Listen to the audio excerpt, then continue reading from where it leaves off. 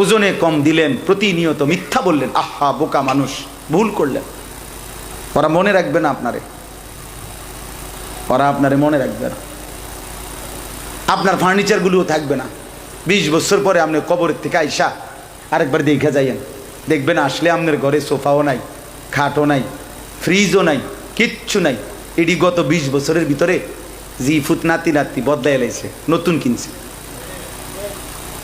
এগুলো এখন চলে না। হ্যাঁ, এগুলো এখন আর কি।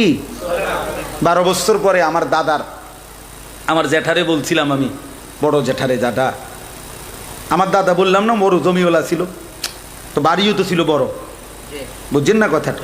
তা আমার জ্যাঠারে আমি বলছিলাম, জ্যাঠা আমার দাদার রেখে যাওয়া বাড়ির ঘরের একটা সামান, একটা নুনের বাটি, একটা কাচের প্লেট, অথবা একটা চায়ের কাপ কিছু আছে কি না আমি একটু দেখমু, আসেনি এমন কোনো স্মৃতি? আপনি তো বাবার বড় ছেলে, দাদার। আমার জ্যাঠা কাইন্দা দিছিল, না ভাতিজা তোরে দেখাইবার মতো ঘরে আমার বাবার স্মৃতির কিচ্ছু নাই। এই তো দুনিয়া। এক সেট সোফা বানাইবার লাগে আপনি কতগুলো মিশা কথা কইছেন। 4 রুমের একখান বিল্ডিং করছেন, 2 বাথরুম দিছেন, কতগুলো মিথ্যা বলছেন।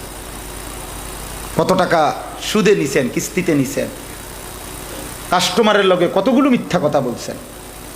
বিনিময়ে এই 4 রুমের একটা বিল্ডিং সাজাইছেন, এক সেট সোফা, একটা ডাইনিং টেবিল, 6টা চেয়ার, 1 ডজন কাচের প্লেট, 1 ডজন চার কাপ, 4টা নুনের বাড়ি, 2টা বাথরুমে 2টা বালতি, 2টা বদনা। এই তো আর কি। এই সামান্যটুকু দুনিয়ার জন্য এত বড় আখিরাত বরবাদ করে দিলেন। বলেন। এই জন্য যারা উপার্জনকারী বাবা, যারা কামাই করেন, রোজগার করেন, আপনাদেরকে বলি, হারামের রোজগার দিয়ে সংসার সাজায়েন না। সংসার সাজে না, সংসার বরবাদ হয়,